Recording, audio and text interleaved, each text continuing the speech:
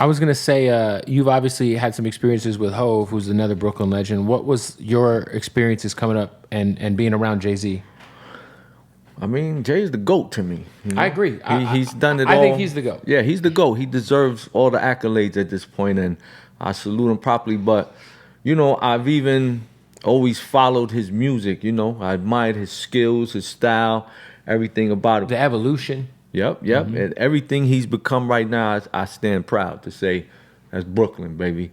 Hov was actually one of the people interested in doing the low life story. Like most, you know, the sit downs we have had were based around doing this film or this series or whatever it's supposed to be. But I mean, all my interactions with him were mostly me trying to battle him, like trying to pull him out to battle me and things like that. So I got to a point one day where instead of asking him, I just spit at him.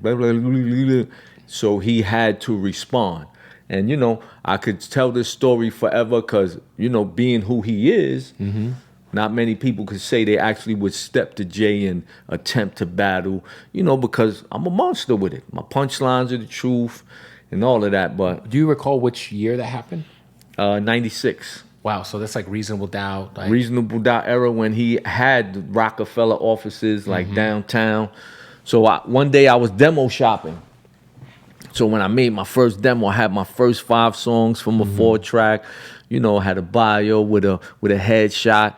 And I probably had 50 packages in my truck that day. And I went to Def Jam. I put one on everybody's desk. Right. I went to the Source. I spit for the Unsigned Hype. They gave me the column. Yep.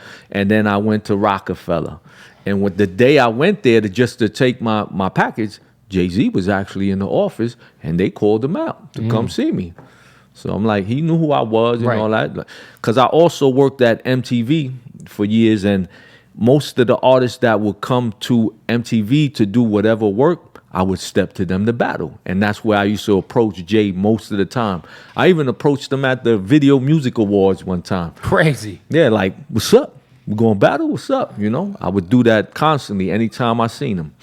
That's so crazy to think. Well, first of all, how did that go when he spit back? Oh, nah, he would always be like, you're not ready for me. So you rapped, you spit at him. Not those times. Only the last time was I didn't ask him because every other time he just brushed me off. Right. And he's not trying to hear me. So I guess he didn't know what I possessed. So that last time. He found out. Yeah. So he had to spit back because my rhyme also was something that was kind of Particular to going against everything he says. You know, that it was against the drug rap, my Rolex and Lexus in Texas. Right. I don't want to hear that either. You know, I was on it like that, but he definitely came back strong. You know, he definitely spit. He rode the elevator with me down, and we was on there getting busy. Do you remember any of your rhyme from that elevator ride? The rhymes you about to hear, nevertheless, of my own. This is for you young MCs, oh my, how you've grown. You got bigger, better, stronger, and much faster. I remember when you were smaller, slower, with a speech impediment and had asthma. You a comedian when you started doing stand-up, and when you come up with all these fucking stupid answers. Your rhymes would be cute if you wrote them on a pad that was pink. When MCs think they above the rim, I make them realize they really below the sink.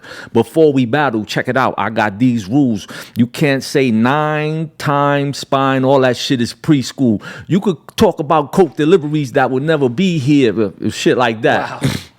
But I'm bugging that I actually remember that shit right now.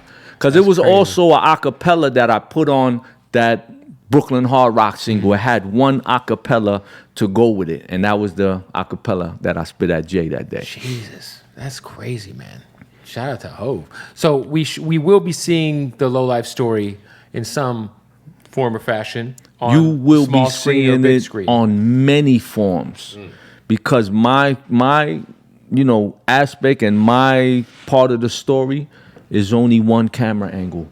Right. There's so many stories. There's so many lowlifes that there's so many different stories involved in. So the story you're going to see is just from my perspective. But I'm sure there will be other perspectives coming into play. At a point in time, because I think I always hear about the hip hop police back then, obviously late 80s, 90s, heavy mafia times in New York City, that's kind of like the peak of like when the mafia kind of started to end, I guess was the early 90s. Were you guys like looked at as like a criminal organization at a certain point in time by the NYPD? Of course. So It was like- in the books. One of my good friends worked at a youth incarcerated center, right? And he sent me a card one time.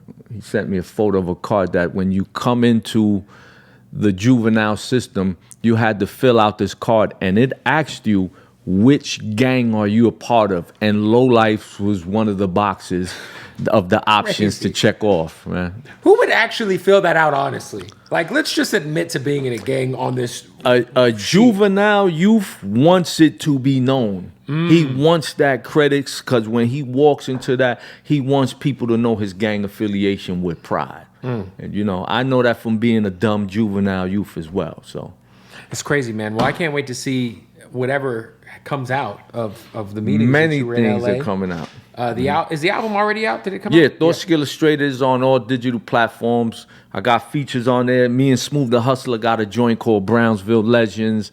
I got the Rock Nest Monster and UG from Cellar Dwellers. We got a song called Lows and Cons, basically telling the low life and Decepticon relationship, because everybody always thought like we was against each other, or you know, we was ops, but that wasn't. In Brownsville, that wasn't the case. Maybe in other areas, because in Brownsville, we was all family, Lowlifes and Decepticons. We actually lived in the People same don't know neighborhood. what are the Decepticons? You know, there was a bunch of dudes on the train beating people up with hammers, man, like the fucking home tool hammers, and robbing everybody for Walkmans. But they would be on the subway system like hundreds of motherfuckers Jesus. coming through. That's like what you always hear, like, because like I never lived in New York. I think the first time I went to New York was 2013, and you hear about this crazy crime wave that was happening, and then you hear that Giuliani cleaned it up, I guess. Cleaned it up. And was it like a thing when he became mayor? You really noticed The shit? change was, unexplainable.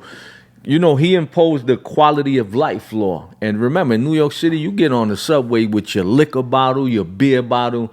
Giuliani stopped that. That helped, because niggas was on the train drunk, wilding. You know, there was all kind of shit going on in New York City, but he definitely cleaned it up. I believe it's back to being the dirty New York it once was. Even Times Square that got cleaned up, you know, the Deuce. I was just in Times Square a little while ago. It was wild. Now it's back to the dirty Deuce days. You know what I mean? There's all kind of scammers out there. Bootleggers is out. Bootleggers. The 3-car Marley dude is back. Oh my God. The dude with the little ball. The caps? Oh yeah, my the God. cap dude. Yo, when I seen that recently, I seen that.